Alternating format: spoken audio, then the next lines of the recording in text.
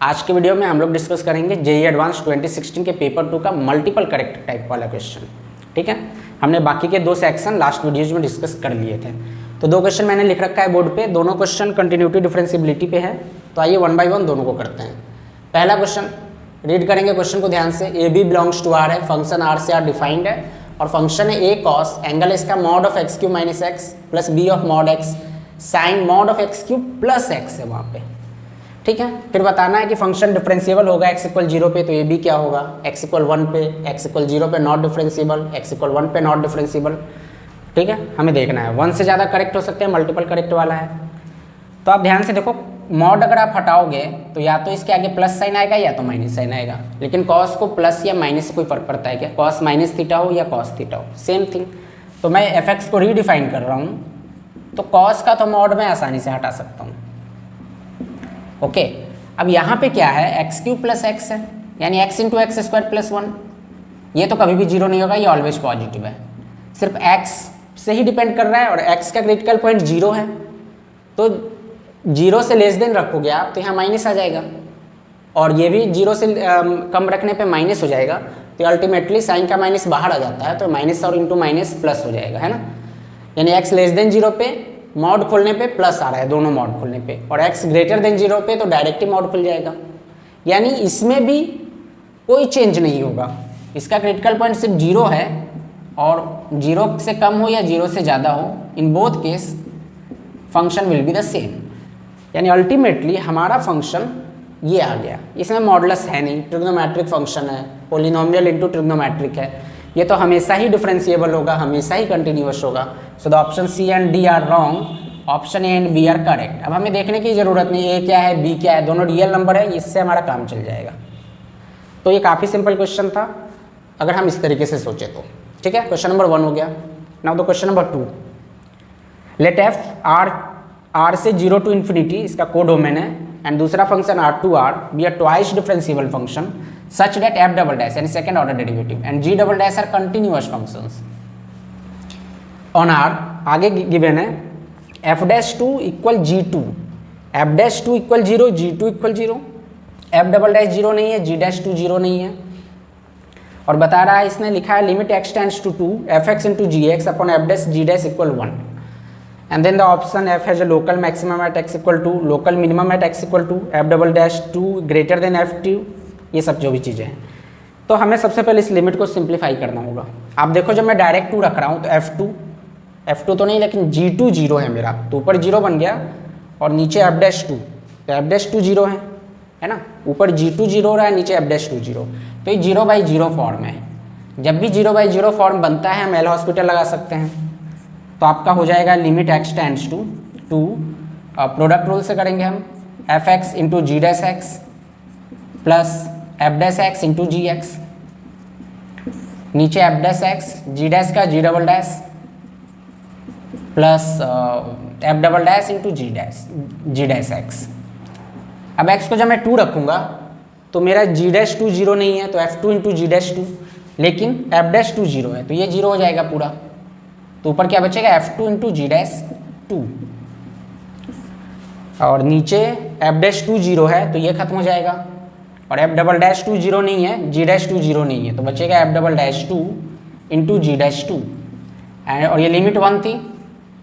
अब g dash 2 0 नहीं है तो हम इसको काट सकते हैं, तो मुझे क्या मिला, f double dash 2 equal f2। Now we will see the options. f double dash 2 greater than f2 तो गलत हो गया, फिर ये कह रहा है fx minus f double dash x equal 0 for at least 1। हाँ, तो x इक्वल 2 के लिए हमने भी देखा, x इक्वल 2 के लिए f double dash 2 equal f2 है, यानी ये सही है for at least 1x। At least 1x में मुझे मिल गया। Now f has a local maximum at x equal 2, local minimum at x equal 2। कहीं पे फंक्शन अगर मैक्सिमम या मिनिमम होता है तो वहाँ फर्स्ट ऑर्डर डेरिवेटिव 0 होना चाहिए, तो गिवन है f डैश 2 इक्वल 0 है, यानी मैक्सिमम मिनिमम हो सकता है यहाँ। अब सेकेंड ऑर्डर डेरिवेटिव को देखना पड़ेगा वो पॉजिटिव है या नेगेटिव है। तो f double dash equal f2 है, और फंक्शन क्या है 0 से इन्फिनिटी, यानी फंक्शन ऑलवेज पॉजिटिव है, कोडोमेन इसका, यानी f2 ग्रेटर देन 0 है तो f डबल डैश 2 भी ग्रेटर देन 0 होगा। Second order derivative greater than 0 है, दैट मीन्स ये मिनिमम होगा। So the options B and D are correct. तो सिंपल था ये। चलिए क्वेश्चन नंबर 3 करते हैं। क्वेश्चन नंबर 3 कॉम्प्लेक्स नंबर से है। Let a b belongs to R, a square plus B square not equal to 0। एक सेट है z belongs to complex number, z equal है 1/a plus iota B t and this t is also real number, b is real number, तो दिक्कत है नहीं ज़्यादा। If z equal x plus iota y and z belongs to this set S, then x y lies on x y, यानी z equal x plus iota y है, उसका x Y कहाँ like करेगा। ठीक है, काफ़ी सिंपल है, Z को आप एक्स प्लस आयोटा वाई मान लो, मान क्या लो दिया ही है, और इसको हम रेशनलाइज कॉन्जुगेट से हम लोग मल्टीप्लाई डिवाइड कर देते हैं। तो 1/a plus iota B T into A minus iota B T, A minus iota B T, तो नीचे तो simply A square plus B square T square हो जाएगा और ऊपर A minus iota B T हो जाएगा।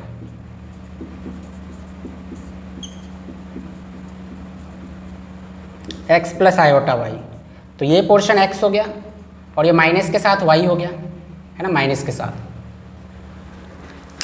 ठीक है, अब हमसे पूछ क्या रहा है, ऑप्शन सी डी को देखो आप, x y lies on the x axis for a not equal to 0 b equal 0। जब आप बी 0 पुट कर दोगे तो वाई तो 0 हो गया ना, यानी एक्स एक्सिस का ही पॉइंट हो गया। ए 0 नहीं है, ए 0 नहीं है, यानी ये वाला पार्ट बचा, ओनली रियल पार्ट बचा, इमेजिनरी पार्ट नहीं बचा, यानी एक्स एक्सिस का होगा, सही है। वैसे ही जब आप ए को 0 रख दोगे, ये 0 हो गया, सिर्फ ये पोर्शन बचा क्योंकि बी 0 नहीं है, यानी सिर्फ इमेजिनरी एक्सिस का पॉइंट बचा, hence z lies on y axis. तो ये दो ऑप्शन तो सही है। Now x y lies on circle, circle की क्वेश्चन बतानी, किस सर्कल पे लाई करेगा। तो एक्स और वाई है हमारे पास, और देखो जो भी है ना, वो सेंटर रेडियस ए है और बी नॉट इक्वल टू 0, ये कंडीशन है, डैट मीन्स टी को एलिमिनेट करना है हमें। तो वाई ये है और एक्स ये है, अगर मैं यहाँ से वाई बाई एक्स करूँ तो क्या हो जाएगा, माइनस बी टी अपॉन ए, क्योंकि डिनोमिनेटर सेम है वो कैंसिल हो जाएगा। तो यहाँ से आपको टी मिल गया minus a by b y by x. अब कोई सा भी एक उठा लो, एक्स वाले उठा लेते हैं, जैसे X equal A upon A square plus B square T square है, तो A square B plus B square, T square की जगह ये लिख दें A square plus B square Y square by X square, B square cancel हो गया। ठीक है, एक्स स्क्वायर एलसीएम होके ऊपर चला जाएगा और नीचे A square into X square plus Y square हो जाएगा। ठीक है, ए ग्रेटर देन 0 है, यानी ए 0 है नहीं, तो ए को हम काट सकते हैं। अब इस एक्स से एक ये कट गया, यानी हमारे पास आ गया X square plus Y square equal X by A, यानी X square plus Y square minus X by A equal 0। Clearly इसका सेंटर 1/2 कॉमा 0 है और रेडियस 1/2 है। So the option A is correct, option B is incorrect. ठीक है, question number 3 काफ़ी simple था, direct locus find करने का। नंबर 4 करते हैं, ये कोऑर्डिनेट ज्योमेट्री का है, क्वेश्चन को रीड करेंगे ध्यान से। Let P be the point on the parabola y square equal 4x which is at the shortest distance from center S of the circle. Let Q be the point on the circle dividing the line segment SP internally, then the options. तो हमें P find करना है, Q find करना है। पहले P को देखते हैं। P इस पैराबोला का पॉइंट है, y स्क्वायर इक्वल 4x। ठीक है, इस पर कोई पॉइंट P है और ये पॉइंट जो है P वो सर्कल के सेंटर से मिनिमम डिस्टेंस पे, इसका सेंटर क्या आएगा 2,8 दिख रहा है आसानी से।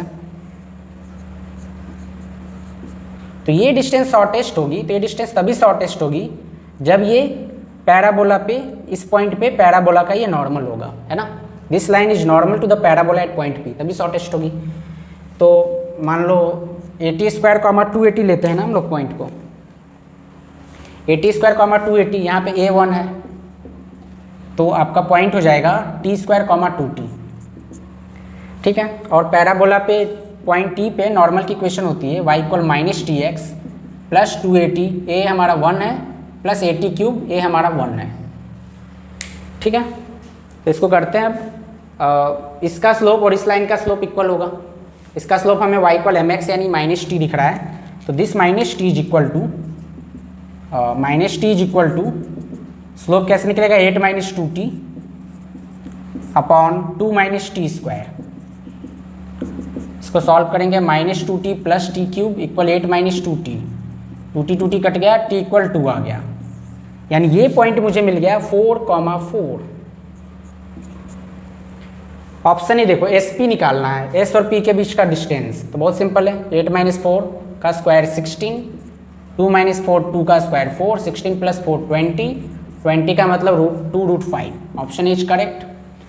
ठीक है, और आप देख सकते हो x intercept of normal to the parabola. अब t इक्वल 2 रख के हम लोग p पे नॉर्मल निकाल सकते हैं, t को 2 रखा मैंने तो मुझे मिला -2x, और t को 2 रखा तो 4 + 8 12।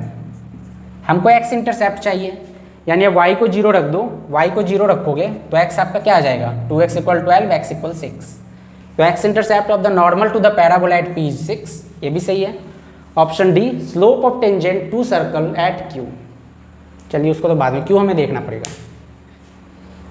अब q क्या है, q B the point on the circle dividing the line segment SP internally, यानी सर्कल आपका है ये जिसका सेंटर है 2,8,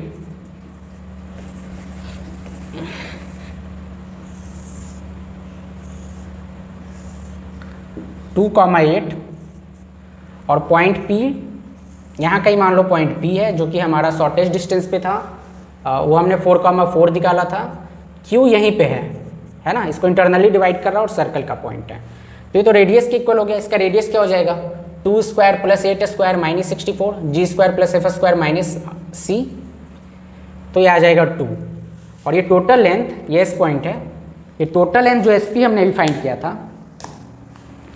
SP हमने फाइंड किया है 2√5, तो ये लेंथ कितनी हो गई, 2√5 - 2। ऑप्शन बी में आपसे SQ = SP पूछ रहा है, तो क्या हो जाएगा 2 कॉमन ले लो, ट्वाइस ऑफ √5 - 1, फिर रैशनलाइज करेंगे हम तो 5 - 1 4 आ गया, √5 + 1 / 4। This is the ratio of SQ = QP, so the option B is incorrect. Option D में पूछ रहा slope of tangent to circle at Q, ऐसे ये वाला टेंजेंट यानी इसके परपेंडिकुलर है, और ये लाइन नॉर्मल थी ना पैराबोला की, तो इसका स्लोप -t और t हमारा 2 आया था, इसका स्लोप -2 था, ये परपेंडिकुलर है तो इसका स्लोप 1/2 हो जाएगा। So the option D is correct and the option A, C and D are correct. काफ़ी सिंपल क्वेश्चन था ये। चलिए क्वेश्चन नंबर 5 लिखते हैं। सिस्टम ऑफ लीनियर इक्वेशंस, और सबसे अच्छी बात है सिर्फ 2 वेरिएबल्स में है, तो 2 वेरिएबल्स में है और हमें ये बताना है कब इनफाइनाइट सोल्यूशन होगा, कब यूनिक होगा, कब नो सोल्यूशन होगा। तो आप जानते हो अगर आपको यूनिक सोल्यूशन की बात करनी हो 2 वेरिएबल्स में, तो सीधा XY का कोफिशिएंट, इनका रेशियो इक्वल नहीं होना चाहिए, है ना, तो ये यूनिक सोल्यूशन देगा। यानी ये 2/-2 तो -1 हो गया, A ≠ -3 होना चाहिए। तो A ≠ -3 अगर होगा तो यूनिक सोल्यूशन होगा फॉर ऑल लैम्डा म्यू, तो option B is correct. Now see for infinite solution, ये तीनों ही रेशियो इक्वल होने चाहिए, A/3 इक्वल होना चाहिए 2/-2 इक्वल होना चाहिए λ/μ। इन दोनों से क्या आ जाएगा, A = -3, इन दोनों से -1 λ = -μ, यानी λ + μ = 0। तो अगर λ + μ 0 है तो A = -3 पे इनफाइनाइट सोल्यूशन होगा, तो ऑप्शन सी भी आपका सही है। A = -3 then infinite solution for all lambda mu, नहीं, A = -3 पे इनफाइनाइट तभी होगा जब λ + μ 0 होगा, फॉर ऑल नहीं, तो A गलत हो गया।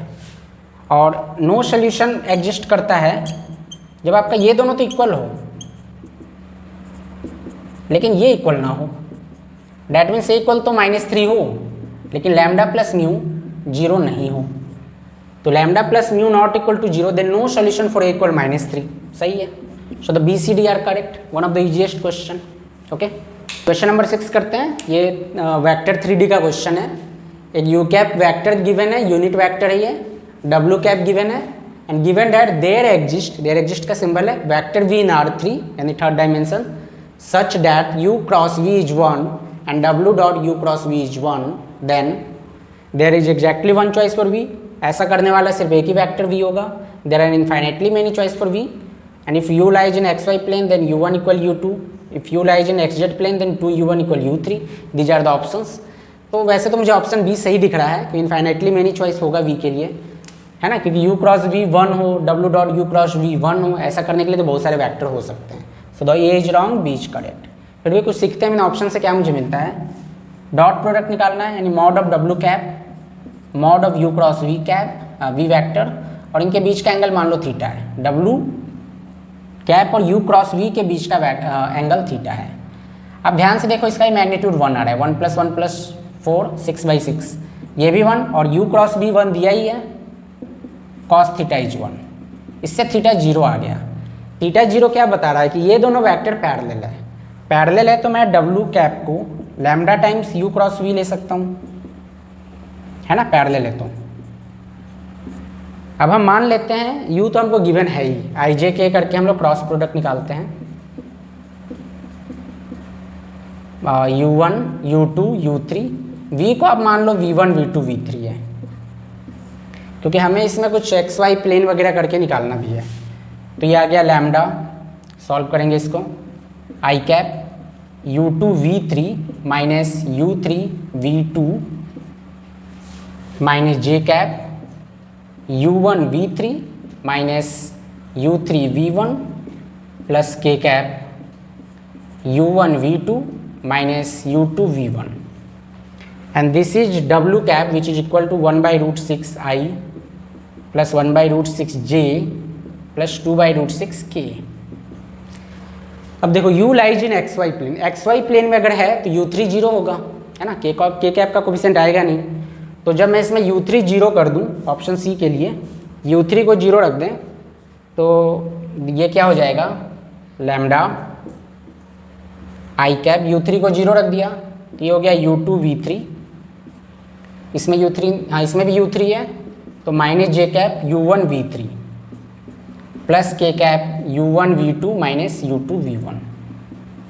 ठीक है, अब ये दोनों इक्वल है तो इनको कंपेयर कर लेते हैं, आई और जे में कम टर्म से इन्हीं दोनों से कंपेयर करते हैं। तो मुझे मिलेगा, देखो ध्यान से आप, 1/√6 इक्वल लैम्डा u2 v3, और इससे जे से 1/√6 equal minus lambda u1 v3 1 2, दोनों को डिवाइड कर देते हैं तो इधर 1 आ गया, v3 कट गया, u2 by minus u1, u2 equal minus u1, और मॉडुलस लोगे तो u2 इक्वल u1, है ना, मॉडुलस से तो माइनस खत्म हो जाएगा। तो option C is the right choice. Now for option D, हमें एक्स जेड प्लेन की बात करनी है, यानी u2 को 0 करना है। ठीक है,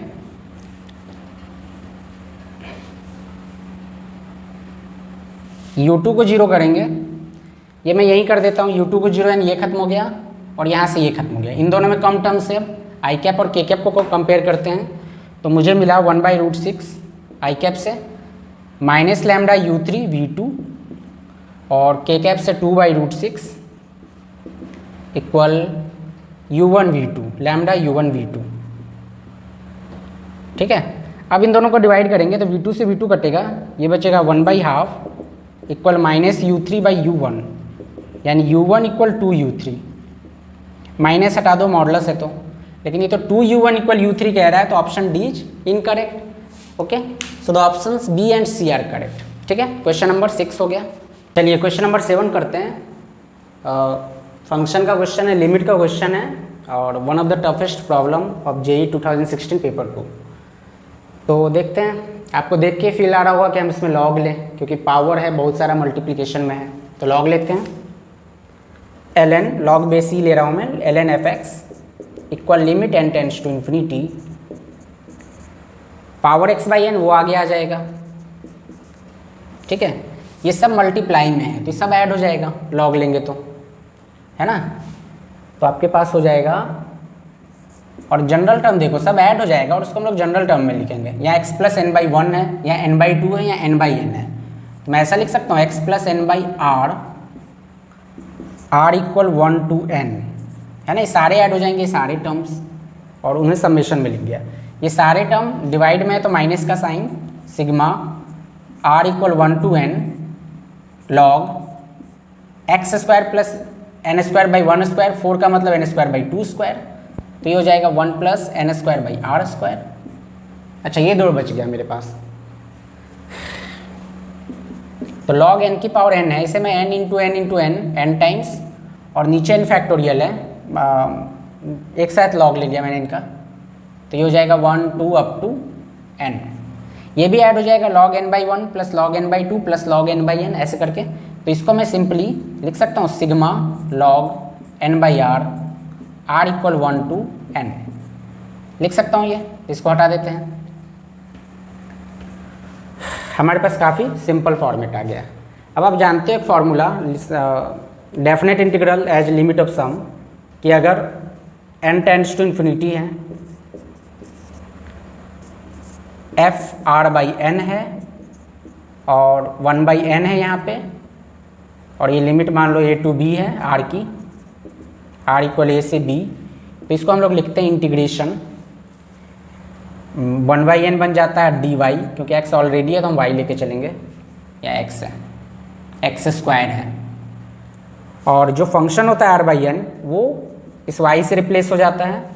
और लिमिट आपको लोअर लिमिट लिखना हो तो limit n tends to infinity a by n, upper limit इसकी b है तो n tends to infinity b by n। इस फॉर्मूले पे मैं क्या कर सकता हूँ, 1 बाई n को अंदर सबके साथ लिख देते हैं, अंदर ले जाते हैं, है ना, बाहर जो वो n डिवाइड में था। इस बेसिस पे मैं इसको लिख सकता हूँ, देखिएगा x तो बाहर रहेगा ही, इंटीग्रेशन ऑफ 1 बाई n जब करेंगे तो 0 हो जाएगा, और n बाई n करेंगे तो 1 हो जाएगा। ये n बाई r है, r बाई n नहीं है, तो ये x plus y by x plus 1 by y हो जाएगा dy, माइनस ये वैसे ये भी 0 to 1 ln 1 plus x square plus 1 by y square plus 0 to 1 ln ये 1 बाई वाई dy। यहाँ तो कोई दिक्कत नहीं होगी। अब देखो हम लोग क्या कर सकते हैं इसमें, x 0 to 1 ln x y plus 1 upon y है तो माइनस ln y, सबको एक साथ ले लेते हैं, सबका लिमिट 0 टू 1 है और dy ही है सब में, तो यहाँ क्या हो जाएगा minus ln x square Y square plus 1 upon y square, है ना एलसीएम, तो अपॉन में माइनस हो जाता है, यहाँ माइनस पहले से, तो minus minus plus ln y square, और वाई स्क्वायर को 2 ln वाई, ये सिंपली माइनस ln वाई, ये पूरा dy हो गया। ठीक है, अब देखो ln वाई ये कैंसिल हो गया, इतना ही बचा हमारे पास। ठीक है, अब हम लोग क्या कर सकते हैं, चलिए अब हम लोग क्या कर सकते हैं, अब हम लोग इसमें एक्स वाई को t मान लेते हैं, और सिंपल बनाने के लिए इसको एक्स वाई को जब मैं t ले लूँगा तो मेरा x हमें y के रिस्पेक्ट में देखना है dy, तो x dy dt हो जाएगा, यानी dy equal dt by x हो जाएगा। और ये लिमिट क्या हो जाएगी, जब y 0 है तो t भी 0 होगा, और जब y 1 है तो t x हो जाएगा, है ना, y को 1 रखो t x, ये हो गया ln 1 प्लस टी, और ये माइनस का ln 1 प्लस टी स्क्वायर, तो इसको डिवाइड में लिख सकते हैं हम, और dt बाई एक्स, और एक x पहले से था ये वाला, और ये चल रहा है ln एफ एक्स, तो ये x कैंसिल हो गया, कितना सिंपल हो गया, जो उतना खतरनाक दिख रहा था इतना सिंपल हो गया। ये जादू है definite integral as limit of sum का। अब ये क्वेश्चन आसानी से हो सकता है। ठीक है, डिफ्रेंसिएशन का कुछ फॉर्मेट दिख रहा है, तो हम लोग इसको डिफ्रेंसिएशन करते हैं, तो ये हो जाएगा 1 by f x into f dash x, इसको न्यूटन्स लेबनिज से अपर लिमिट रख देंगे x की जगह, t की जगह, और अपर लिमिट का डेरिवेटिव 1 माइनस लोअर लिमिट रखोगे आप, फिर लोअर लिमिट का डिफ्रेंसिएशन तो 0 ही है, और फिर अंदर पार्शियली हम लोग डिफ्रेंशिएट करते हैं x के रिस्पेक्ट में, लेकिन x तो है ही नहीं, t का फंक्शन है तो वो भी 0 हो जाएगा। तो बस इतना ही बचा। अब देखो ये बिल्कुल ऑप्शन डी के फॉर्मेट में आ रहा है, F dash x upon F x, तो वो एफ डेस 3 पूछ रहा है, तो x की जगह 3 रखा मैंने, तो एफ डेस 3 अपॉन एफ 3 क्या हो जाएगा 1 plus 3 4 ln 4 by 10 F dash 2 upon F 2 3 by 5 को हम लोग 6 बाई 10 लिख सकते हैं, क्योंकि यहाँ पे डिवाइड में 10 था, ये ln 4 बाई 10 है या ln 6 बाई 10 है, यानी ये ग्रेटर होगा, उसमें उल्टा दिया है तो ऑप्शन डी इज रॉन्ग। ठीक है, अब हमें बताना है ऑप्शन ए से ही शुरू करते हैं। अब देखो यहाँ पे एफ डैश एक्स हो जाएगा एफ एक्स इंटू दिस। जब मैं एक्स को 1 रखूँगा एफ डैश 1, तो क्या हो जाएगा 1 + 1 2, 1 + 1 2, एफ एक्स इंटू ln 1 ये 0। यानी ये जो है इसका एक क्रिटिकल पॉइंट इस फंक्शन का 1 है, क्योंकि एफ डैश 1 0 हो रहा है। अगर मैं 1 से ज़्यादा कुछ इसमें रखता हूँ, जैसे आपने 2 रखा, तो ये क्या हो गया ln 1 + 2 3, 3/5, ये तो नेगेटिव होगा। और एफ एक्स आपका पॉजिटिव है ना, क्योंकि for all x greater than 0 है, यानी ये लिमिट हमेशा पॉजिटिव आएगी, एक्स क्योंकि पॉजिटिव है। तो 1 से ग्रेटर रखने पे ये पॉजिटिव ये नेगेटिव, यानी इधर नेगेटिव है इधर पॉजिटिव है, यानी 1 इसका मैक्सिमा हो गया। 1 पे फंक्शन की वैल्यू मैक्सिमम आएगी, तो 1 पे इससे छोटा तो होगा नहीं, ऑप्शन ए इज रॉन्ग। अब 1 से पहले फंक्शन इंक्रीज कर रहा है, तो x जितना बढ़ाओगे उतनी ज़्यादा वैल्यू आएगी। 2/3 से बड़ा है तो f भी बड़ा होगा, और दोनों ही 1 से छोटे हैं, 1 से इधर इंक्रीजिंग। एफ डैश 2 नेगेटिव आया, हमने चेक किया ही था एफ डैश 2 पे। So the options B and C are correct. ठीक है, तो क्वेश्चन नंबर 7 हो गया। एक लास्ट क्वेश्चन और बचा नंबर 8। इसमें 2 फंक्शन गिवन है, -12 टू से r तक, दोनों का डोमेन कोडोमेन वही है। फंक्शन एफ एक्स है greatest integer x² - 3 box of x² - 3, and function g x है mod x into f x plus 4x - 7 into f x. उसके बाद हमें बताना है कि f डिसकंटिन्यूअस है 3 पॉइंट्स इस इंटरवल में या 4 पॉइंट्स पे, g नॉट डिफरेंशिएबल है 4 पे या 5 पे। ठीक है, यानी f की तो कंटिन्यूटी चेक करनी है, g की डिफरेंशिएबिलिटी चेक करनी है। तो आप जानते हो ग्रेटेस्ट इंटीजर फंक्शन उन पॉइंट्स पे कंटिन्यूअस नहीं होता है जहाँ वो इंटीजर हो। ठीक है, तो हम इसकी वैल्यू फाइंड करते हैं कि इंटीजर वैल्यू कहाँ कहाँ दे रहा है इस इंटरवल में। यानी हमारे पास जो x है वो -12 से 2 है ना, लेकिन हमें चाहिए x² - 3, तो स्क्वायर -12 से 2 में 0 आएगा, तो ये 0 से 4 जाएगा, है ना। 1/4 से 4 नहीं जाएगा, क्योंकि 0 भी तो बीच में आएगा, तो 0 से 4 जाएगा। x² - 3 चाहिए आपको, तो वो हो गया 0 से 1, सॉरी -3 से 1, है ना, 3 माइनस कर दिया। तो -3 से 1 में इंटीजर क्या क्या है, एक तो -3 है, -2 है, -1 है, 0 है, 1 है। तो इन सब पे हम x निकाल लेते हैं। जब x² - 3 होगा, तो उस केस में x क्या हो जाएगा, यहाँ लिख देता हूँ मैं। उस केस में x हो जाएगा 0, इसमें 3 - 2 1 प्लस -1, लेकिन -12 से 2 है, यानी -1 तो लेंगे नहीं हम। और जब ये 3 - 1 2 यानी √2, 3 - 0 3 यानी √3, 3 - 1 2 यानी 3 + 1 4 यानी 2। ठीक है, ये पॉइंट से दिखने में 1 2 3 4 5 है, लेकिन 5 तो ऑप्शन भी नहीं है। तो अब देखते हैं इनमें से किसी पॉइंट पे कंटिन्यूअस भी हो सकता है। 0 पे डाउट हो रहा है, क्योंकि डाउट क्यों हो रहा है 0 पे, क्योंकि जो फंक्शन है ना उसमें -3 इंटीजर है, उसको तो हम डायरेक्ट बाहर लिख सकते हैं, इंटीजर को तो बाहर कर सकते हो। अब मैं 0 पे चेक करूँगा इसकी कंटिन्यूटी। जब मैं 0 पे चेक करूँगा, 0 - h रखता हूँ, तो ये -h का स्क्वायर, तो h² हो गया, और h को 0 रखोगे तो आपको -3 मिलेगा। ठीक है, अब मैं 0 + h रखूँगा, तब भी h² - 3 अगेन -3 होगा। तो 0 पे तो ये कंटिन्यूअस है, डिसकंटिन्यूअस नहीं है। 1 पे भी एक और आप चेक कर लो। ठीक है, तो यहाँ पे मैंने 1 - h रखा, यहाँ राइट हैंड के लिए 1 + h रखा। -3 से मतलब नहीं, बस ये इसकी वैल्यू सेम आती है, यानी ये देखना है हमें। तो ये 1 है, इधर 2 है, 1 - h का मतलब इधर, तो इसका स्क्वायर भी 1 से कम ही होगा, यानी ग्रेटेस्ट इंटीजर आपको वैल्यू इसकी 0 देगा। तो ये 0 - 3 होगा। 1 + h, इसका स्क्वायर भी 1 से 2 के बीच में आएगा, तो ये वैल्यू 1 देगा। 1 - 3 -2 होगा, तो इस पर डिसकंटिन्यूअस होगा। सिमिलरली इस पे 4 पॉइंट पे डिसकंटिन्यूअस होगा। Option A is wrong, option B is correct. ठीक है, अब हम लोग g की डिफरेंशिएबिलिटी देखते हैं। g फंक्शन है क्या, पहले ये देखते हैं। g है, देखो एफ एक्स कॉमन आ रहा है दोनों साइड, तो पहले एफ एक्स को कॉमन ले लिया मैंने, तो आ गया ये mod x plus 4x - 7 into f x. इसमें -12 से 2 में ओपन ब्रैकेट है। अब देखना है हमें एफ एक्स की वैल्यू, तो एफ एक्स तो एक इंटीजर वैल्यू ही देगा हमेशा, तो और हमें देखना है -12 से 2 में एफ एक्स की वैल्यू क्या आती है। -12 से 2 में 0 पे ये कंटिन्यूअस है, तो ब्रेक कहाँ हो रहा है, 1 पे, √2 पे, √3 पे। तो -12 से 1 में ग्रेटेस्ट इंटीजर एक्स स्क्वायर, तो 0 देगा, 0 - 3 ये -3 हो जाएगा, यानी यहाँ पे -3 आएगा जब x आपका -½ से 1 होगा। तो यहाँ -3 आएगा तो इधर -2 आएगा, है ना, इधर आपका -1 आएगा, इधर 0 आएगा।